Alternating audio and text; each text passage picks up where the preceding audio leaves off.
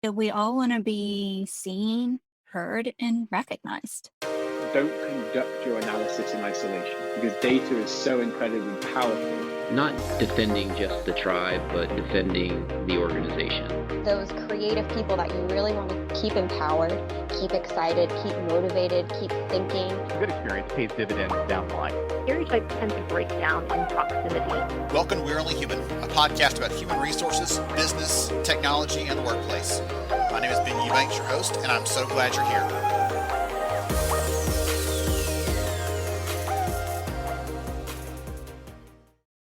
Hey everyone, welcome to We're Only Human. I'm Ben Eubanks, your host, and I'm so glad to have you here with us today. We're going to have a tremendous conversation because we have not one, but two amazing guests here with us. We're going to be talking about performance and engagement and culture and all those kinds of things, how to bring those things together and create better impact, better results in the workplace. And so I'm really looking forward to this. In the pre-show back and forth, we were all laughing together and cutting up. So it's going to be a fun conversation. I have Abby Hamilton here with us and Shane Metcalf. And before we get started, I'm going to let both of you take a second and tell everybody who you are and what you do. Abby, would you like to go first, please? Sure. Thanks for having me, Ben. I'm Abby Hamilton. I'm the Chief People Officer at a company called LiveIntent. We are in the ad tech, martech space, and I am based in New York City for work, though live in New Jersey with my family. Wonderful. Thank you for joining us, Abby. Shane, how about you, sir?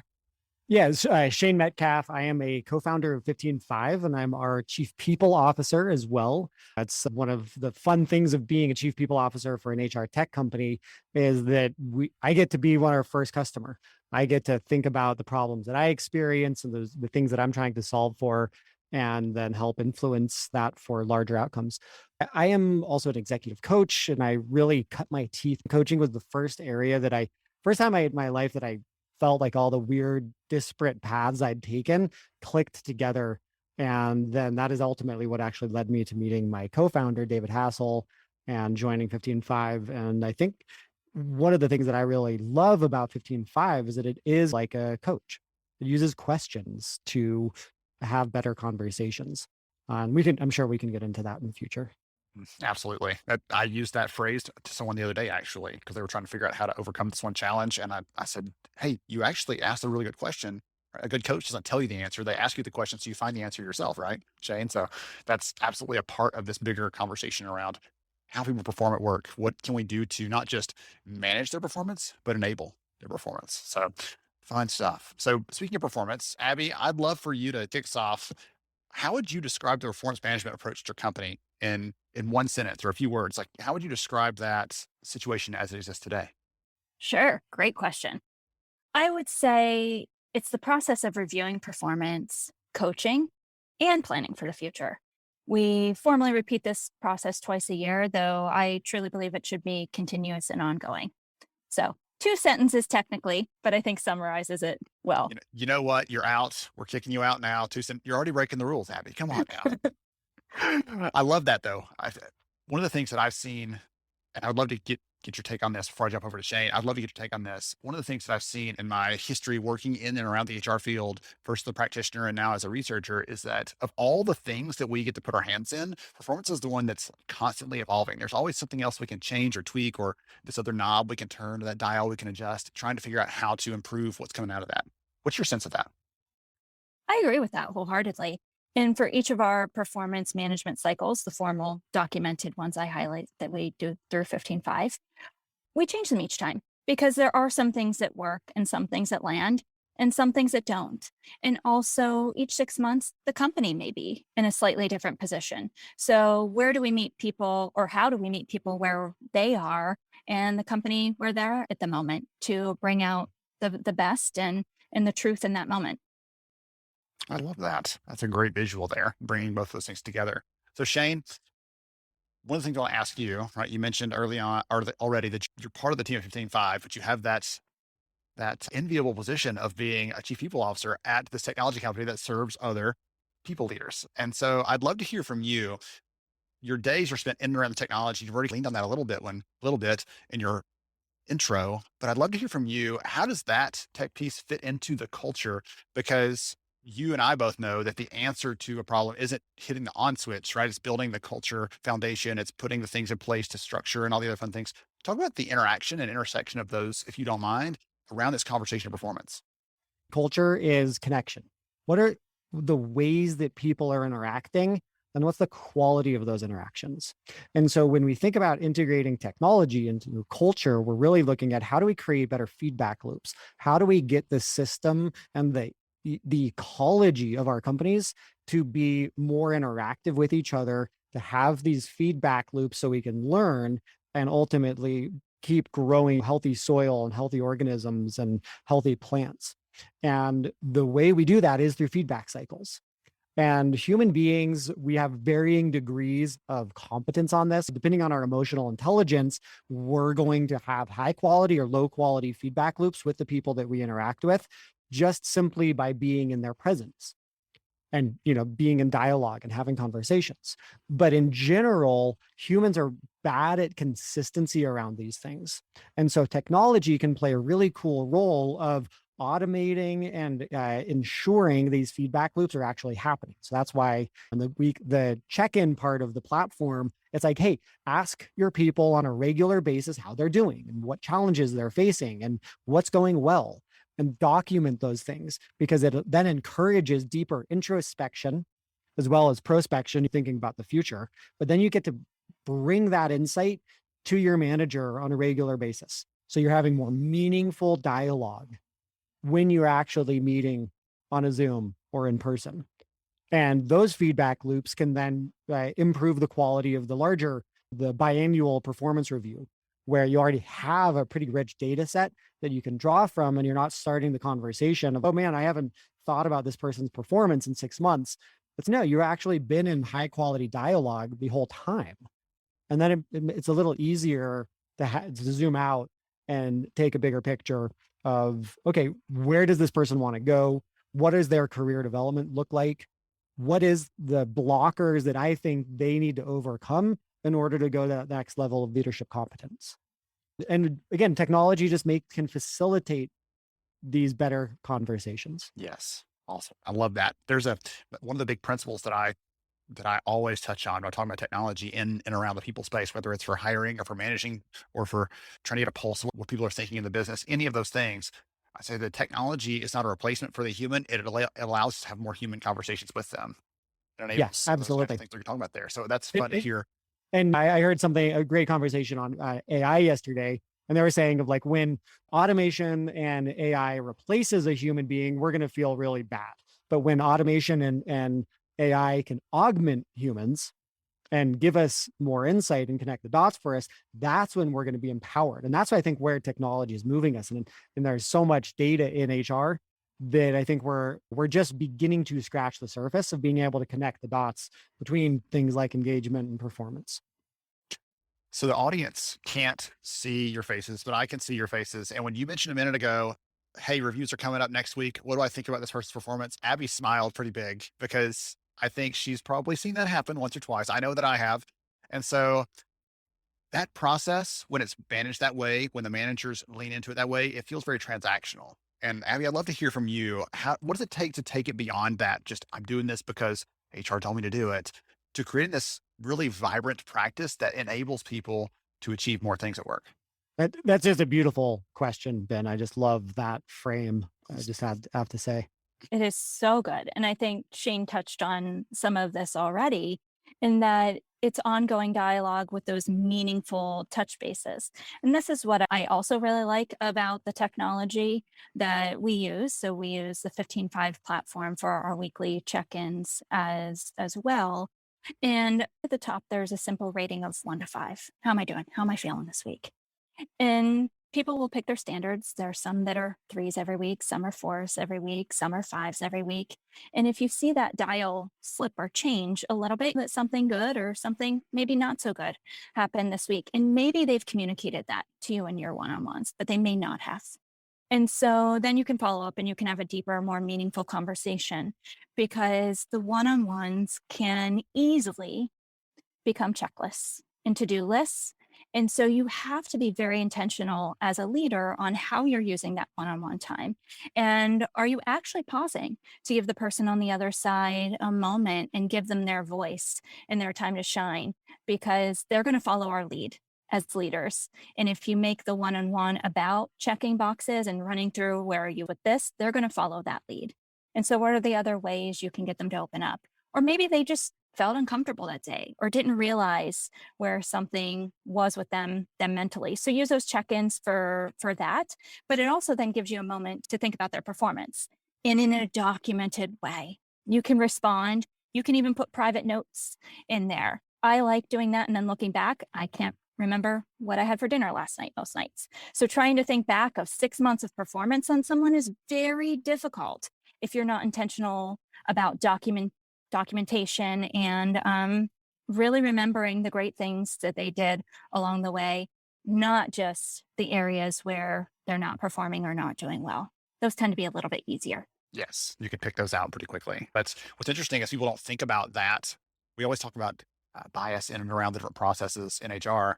But when you wait and then at the last minute you say, oh, I'm going to do this, that's a form of bias. It's recency bias. Whatever happened most recently, you lean on it and say, well, that must be, I'll extrapolate their performance out over this period based on what happened in the last week. And you forgot 6 months ago when they knocked that thing out of the park because you're only thinking about what happened more recently. So I love that. Using the structure, I've talked to managers in the past, and Shane, I'm going to pitch this to you and get your take on this because you talked about coaching earlier. I've talked to managers in the past. I said, hey, if it helps you, set something on your calendar. I don't care if it feels structured and rigid and scheduled because it'll become a habit. If you set this habit to say, I'm going to give you some feedback. I'm going to talk to you about how you're doing. I'm going to ask a question and shut up and let you respond however you feel.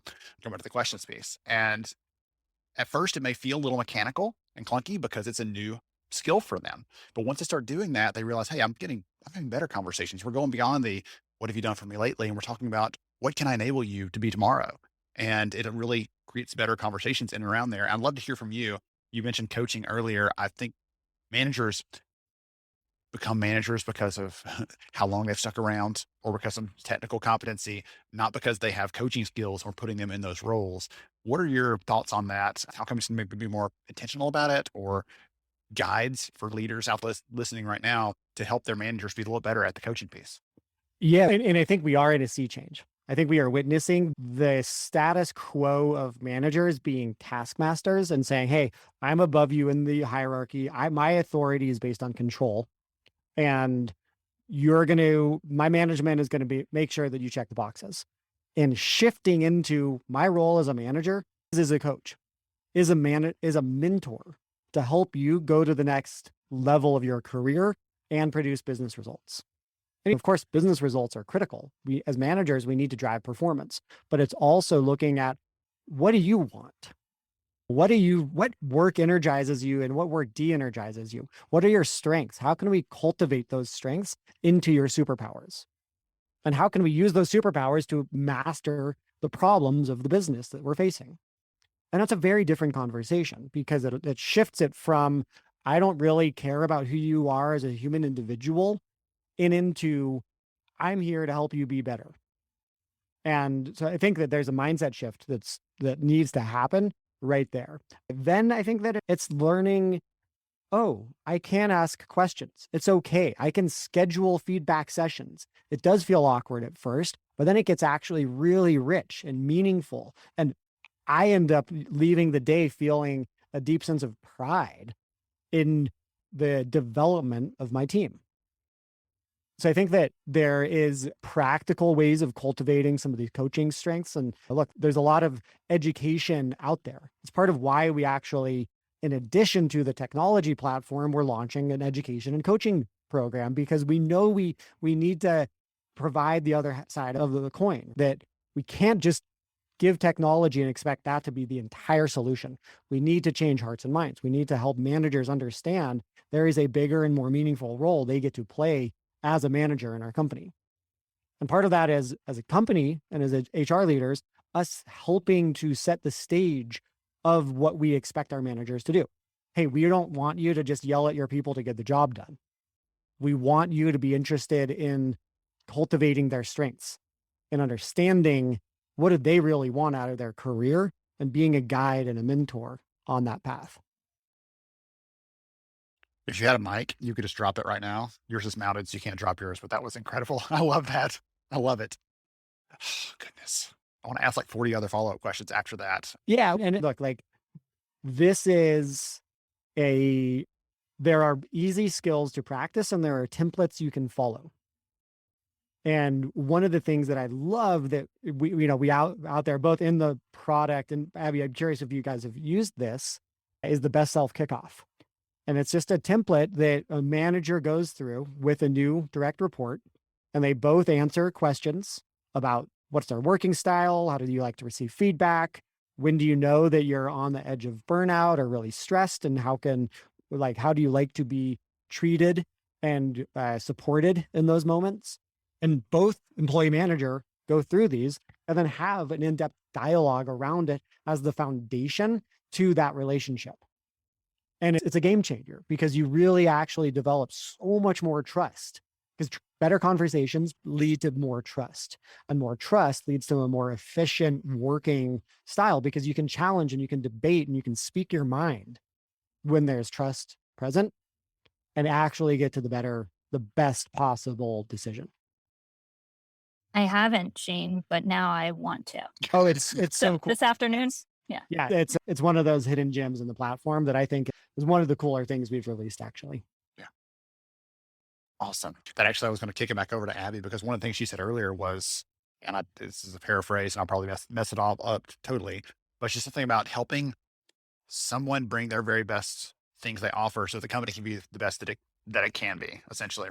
It's not about saying, okay, Shane's great, but we just put up with Abby.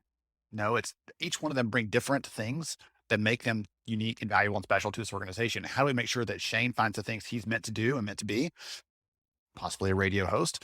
And how do we make sure that Abby finds those things that she is meant to do and that she was made for, because she does it and it's effortless looking from the outside and it energizes her, and other people get excited when she does that thing, whatever it is. And so, Abby, I'd love to hear from you. People out there listening right now, it could just be some encouragement. It could be, here's the thing that we did that changed everything for us. It doesn't matter to me what it is. I'd love for you to give them a piece of advice, because for a lot of the people right now, you and I both know, they're sitting out there saying, yeah, but we've got this process. Yeah, but we've got this form. You just don't know our form. And I'd love for them to take a step back and see this from a bigger picture. Whatever advice you might have or encouragement you might have there, I was hoping you could share. Yeah, it's not that complicated. We all want to be seen, heard, and recognized. And it's taking a step back and just asking, how are you doing? And not the quick, like walking by someone in the hallway, how we used to do. Hey, how are you doing? I didn't Good, actually thanks. mean it. Bye. Yeah. Bye. Bye. See ya. Oh my God, my marriage is falling apart and my dog just died and my boss is totally. Yeah. So in reality, you do want to know if someone's going through that. So maybe you can support them slightly differently and help them bring out their best, because people are going to remember how you made them feel. And that's not my wisdom, somebody much, much smarter and greater than me saying that, but it's true. So take a moment, see how they're actually doing, because that's going to matter a lot to them and help them bring out all of those great things that Shane was talking about. And that effort's going to go up, and they're really going to be able to be their best selves, even when they're not doing so well. Sometimes just saying, hey, I think you need to take tomorrow and deal with that. Yeah. And I think it's really important when we talk about best self that we understand that best self isn't just happy self. Best self is authentic self. Best self is actually somebody that's in touch with themselves and is listening to themselves. And I think that we've been conditioned to lie about who we are and how we're doing in professional settings. And so we have to we have to recondition ourselves that authenticity can be a source of power and success. And I think we're collectively going through that, and COVID accelerated that, and it's maybe in a bit of a messy middle, but I think that is where we're going, is that the human beings, companies can actually be seen. What did you say, Abby? Everybody wants to be seen, to be heard, and Recognized. Recognized. Yes. Yeah. Yes, I wrote that one down. That's going to be the teaser for the episode. I love that. That's a great sound bite, not just in itself, but as a reminder of one of those things you can, oh yeah, just a reminder, whoever I meet today, they don't want to just be seen or heard. They want all of those things. All of those And what if qualities. we set the stage with our managers of saying, hey, congratulations, it's a high bar to be a manager. And your job, your primary job as a manager is to make sure that your people feel seen, feel heard, and are recognized for the good work they do. Boom. How dramatically would the world of work be if every single manager in the world started doing behaviors that actually produced that result? And that's not always good, right? That doesn't mean that everything's always roses and perfect. Being seen, heard, and recognized also means sometimes we have bad days. And there are some things I don't do well, and help me get better. Help coach me there, even when I already know the answer. Humans are messy.